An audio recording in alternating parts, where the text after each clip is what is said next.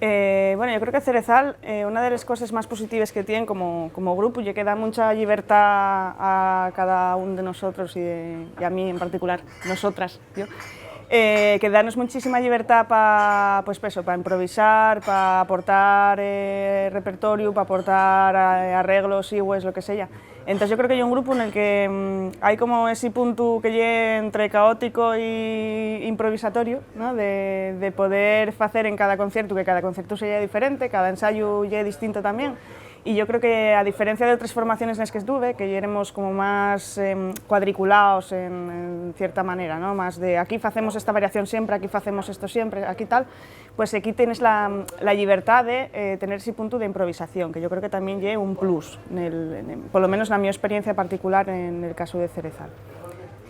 Bueno, pues el sonido de Cerezal yo creo que ya vos comentará Gonzalo más en profundidad después, en relación col disco anterior, pero lle un disco de folk, típico de grupos de Asturias, pero que tiene un punto más ecléctico, ¿no? un punto más de fusión con otros estilos, fusión con elementos ambientales, electrónicos, con ese punto también de pop, de muchas de las melodías, sobre todo de los temas que son mayoritariamente cantados.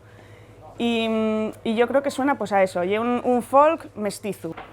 Pues los temas están mucho más trabajados, la preproducción del disco llevó bastante más tiempo, trabajamos desde otra perspectiva. Cuando hicimos Camín queríamos presentar un poquillín la tarxeta del grupo, non había nada de Cerezal pel mundo, y queríamos presentar un poquillín esa propuesta. Ahora ya tenemos mucho más claro lo que queremos y a qué queremos sonar, y entonces trabajamos muchísimo más a fondo los temas. Hay mucho de electrónica, hay muchos melódicos doblados, mucha densidad en algunos yaos y muchas voces también muy trabajadas.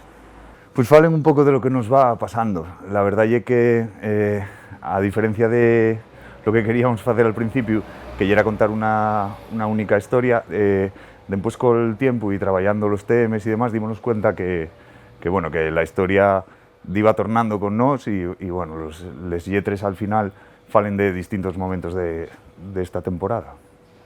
Sí, trabajamos con Miguel González desde el principio, liámoslo un poquillín y después convirtióse en un músico más, solo que él toca las pinturas.